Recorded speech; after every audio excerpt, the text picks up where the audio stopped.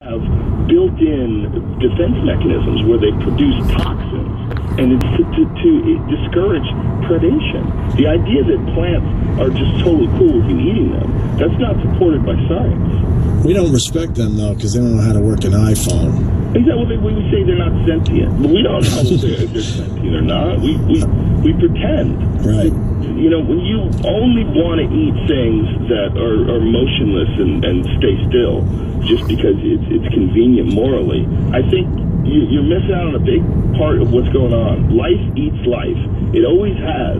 And if you're buying food from a grocery store and you're trying to get away with only buying plants, let me tell you something. Those plants most likely were harvested by machines, and those machines are murderers. Those machines go through a field, and they fucking chop up everything that's in front of them. You're not hiring people to individually pick up stalks of corn. What you're doing is you're paying for someone to go through a field with a fucking machine that slaughters bunnies and rats and possums and woodchucks and anything else that's in its way. So if you're buying factory food, or whether you're buying farmed beef or whether you're buying farmed vegetables, you're most likely buying something that something had to die. Some mammals had to be slaughtered, and in fact, more animals allegedly die per acre, like when you're harvesting vegetables, than die if you're using that acreage for beef. I'll say this about plants, because you're right, they don't have to move. And I've raised this point before, but this is where we lose all respect for the plants. That when there's a fire, they stand there and they just fucking take it.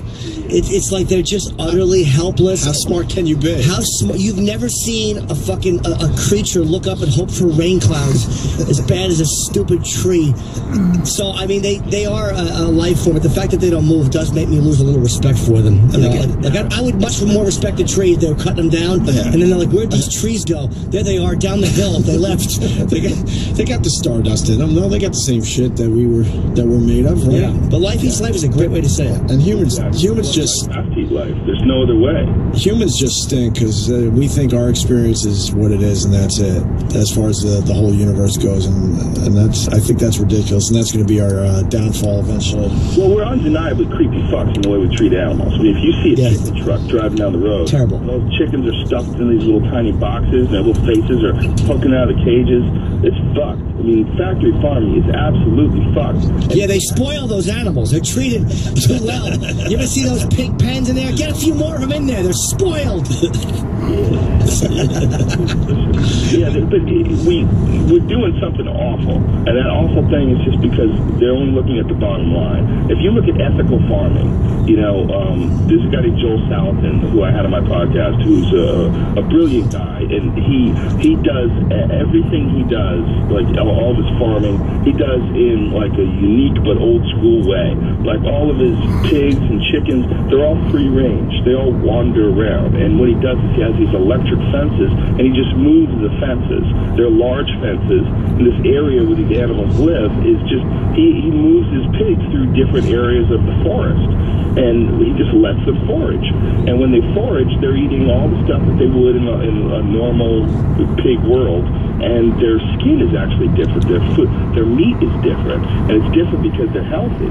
Like pork. People say pork, the other white meat. Hey, fuckface, pork's not supposed to be white.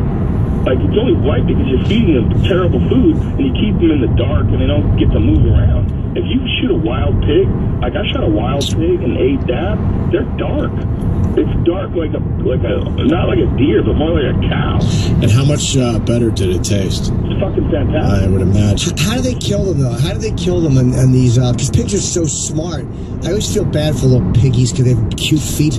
How do they kill them on this farm? It's true. I don't know. I think they just probably kill them the old-fashioned way. Probably shoot them or something. I don't know. Shooting seems more humane, doesn't it? Like it is more humane, without a doubt. If you're a good marksman and you have a scope on your rifle and it's all set up, especially if you put a silencer on it and the other pigs don't know about it, bang! If someone drops, no one knows what the fuck's going on. Joe, you said something in there that humans are creepy. Why do you think we are so creepy? Because we can rationalize. mean, when it comes to farming and things along those lines, we can rationalize. Yeah. And we can just go, oh, hey, look, I want a burger. I don't have to think about it. And if you can protect people, it's the same reason why we accept war so easily, because it's not here. We can protect people from the reality of their choices. So all you have to do is just pull into the Wendy's drive-thru and say, I'll take a double-double and give me a fucking order of fries that were cooked in animal fat. Yeah. And you just drive off, and you got that within seconds. You don't have to think at all about the history. I mean, if every time you bought a burger, you had to put your hand on a machine, and that machine gave you an instant imprint of all the animal suffering involved in that burger, and it came roaring at you like a fucking tidal wave, and it was just for educational purposes, if you had to think about that, no one would buy a fucking hamburger. How did you phrase that? That was a really good phrase. That we protect people from what of their choices? Well, that was well said. The reality of their choices. Reality of their choices. Yeah, it was good, man. Yeah, because the rest of the planet kind of lives in this harmony, and we're completely out of control. By the way, can I acknowledge one thing? Sorry, the fact that I just said "well said" right now, somewhere Colin Quinn is spitting at his radio. I understand. We're speaking like gentlemen today. I know, but the fact that yeah, it's good. Gentlemen's conversation. That's good. What the fuck do you know? You ate chicken in the cellar last night. Colin will be in Thursday, and I'm sure he'll have a lot of notes. Yeah, a lot of issues with the show. But that one thing I just don't understand, why humans are completely out of control and the rest of the earth is relatively in some kind of harmony. But they're not. They're only in harmony because they're struggling. Yeah. Like, the thing that's going on with humans is that, first of all, we have this ability to rationalize. We have this ability to just justify our actions, and we also have this great amount of resources. We have this incredible, overabundance of wealth as far as, food and our ability to seek shelter. I was in Alaska recently. I went hunting in this place called Prince of Wales, and it's a rainforest, essentially. It's an island. And we were out there for 5 days camping in the rain, and it's fucking miserable, unbelievably miserable. You're sleeping in wet tents, your clothes are wet, you're constantly cold unless you're moving around, and you live like that. And we obviously had food and we had gear and all the stuff, and we were prepared, but we were running out of stuff. You can only stay out there